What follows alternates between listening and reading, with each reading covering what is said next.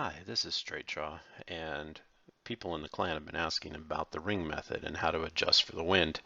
So I'm going to try to record a video here and talk about that. So I'm going to jump into Tour 8.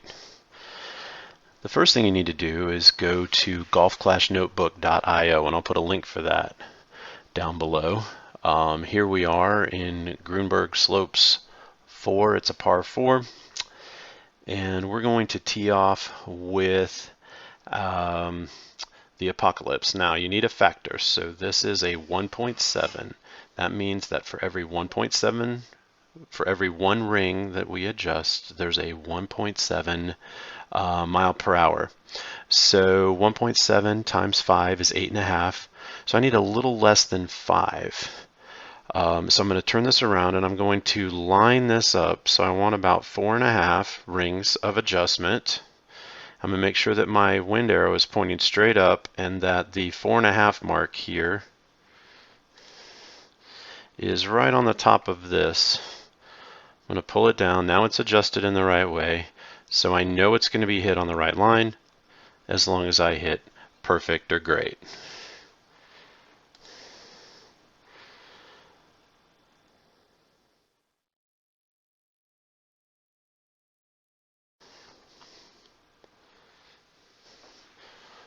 Alright, so that's how it works. We're going to have a factor, and we're going to use the orange box on the bottom of our screen to move that many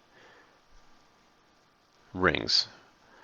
So that's why I said you need a wind chart, right? How did I know the factor was 1.7? Well, I got that information off of golfclashnotebook.io. So our next shot is going to be a sniper. Now the sniper is easy, like the quarterback. They're both 1.1.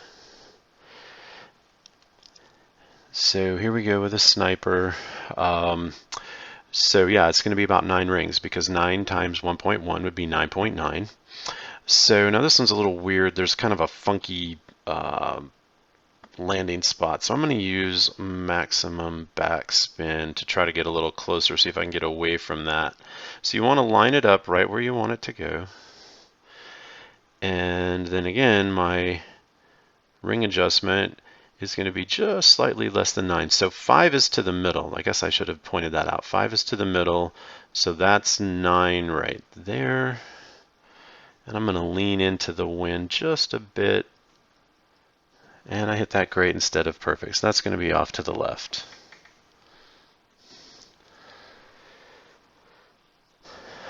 But if I hit that perfect, that at least has a chance of being near the pin.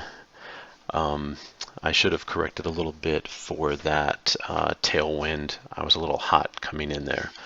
But I'm just trying to show you the ring adjustments. So he's doing the same thing. He's lining up his razor. And he's going to need to move that.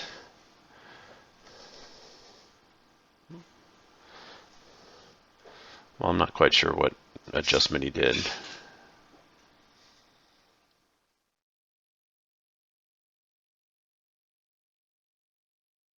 Well, whatever it was, he was off to the left. He didn't correct enough.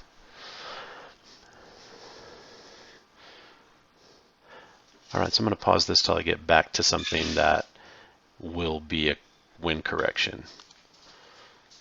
Okay, so we're here on we tied, so we're playing this playoff hole. And so I'm going to line this up, line this shot up. This is full backspin. And so I have 7.4 miles per hour to correct for, and my sniper is 1.1. This is also 20% downhill, so I'm actually going to add 1.4 to it, so I'm correcting for 8.8, which is going to be 8 rings exactly. So I get my arrow pointing straight up. I move 8 rings, so 5 to the middle plus 3 to the edge of the blue. I need to move over to about 5 here, actually a little less.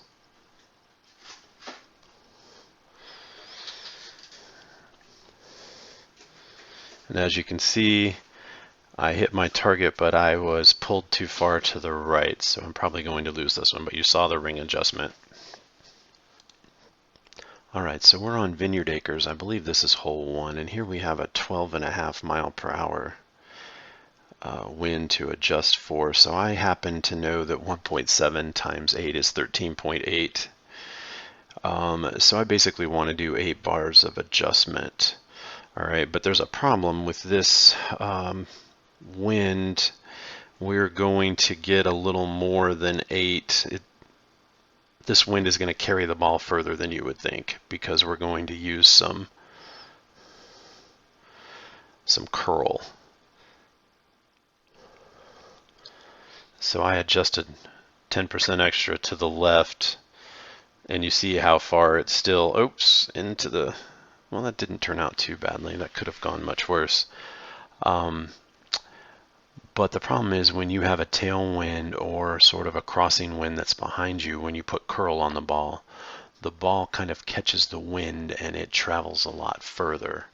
So you saw me, the correct adjustment was 8 rings. You saw me go 9 on purpose, trying to avoid it, and it still landed, 5 yards further down the hill into that little peninsula there in the fairway. So I maybe even could have done 10 rings instead of only 8. Same thing. He's going to, if he curls this, yep, he's going to go further to the right than you'd expect.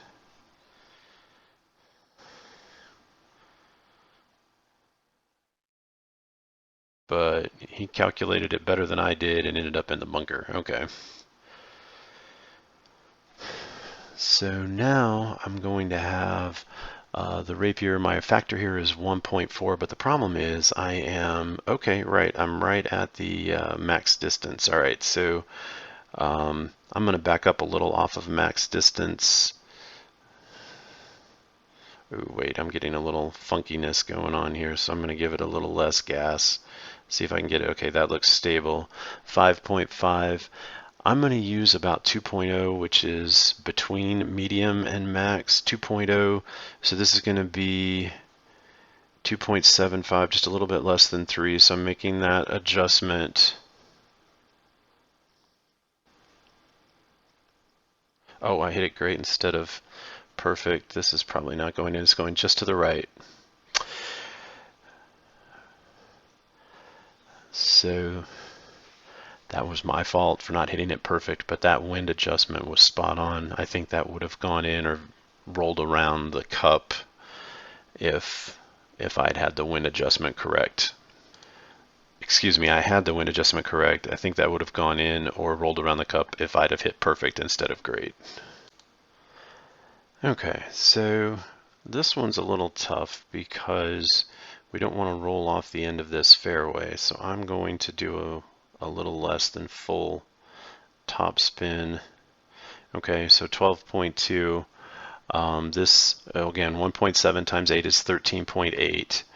And so I want to do about 7 bars, but this plays about 10% downhill. So I'm actually want to do about 7.7. So there's 7 and then 0.7. And I think I might be a little hot here. I'm just going to back off another half a bar on the top spin.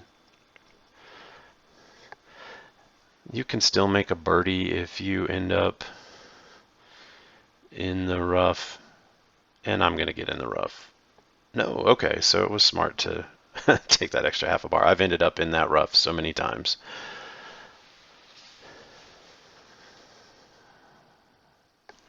So I think it's time to say something about playing downhill, right? So when you play downhill, you heard me say 10%. I was adding 10% to the miles per hour. So here, instead of 9.7, this person should play it as 10.7 mile per hour and make the adjustment for 10.7. Why? Because it plays 10% downhill. I actually added it to my, I found out that I needed 7 rings and then I did 7.7. I was adding the 10% onto the number of rings. You can do it either way, however the math makes sense to you. Okay, so the sniper is 1.1. That's my factor. So get it aimed where I want it to go. And then 6.4, so this is basically just slightly less than 6. So I'm going to just below the top of the yellow, and I'm pulling it here, and I know it's not going to, it's going to release back in a slightly different direction, but what this has done is it has it aimed in the right spot. So this is going to, as long as I hit it perfect, it's going to land right where we want it to and roll right through there like we need it to have some kind of shot on this. So that's what we mean by the wind correction, right? You count, you divide by your factor, or do some multiplications so you know what's what, and then the ball lands right on that target spot that you want it to land on.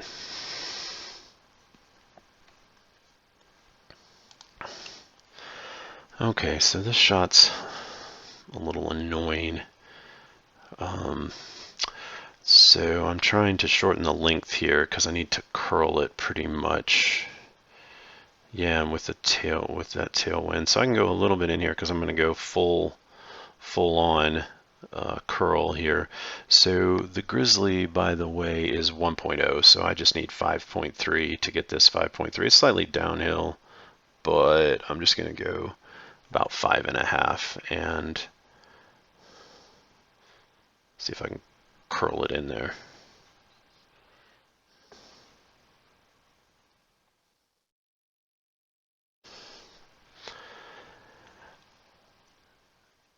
So that's the wind adjustment using the ring system.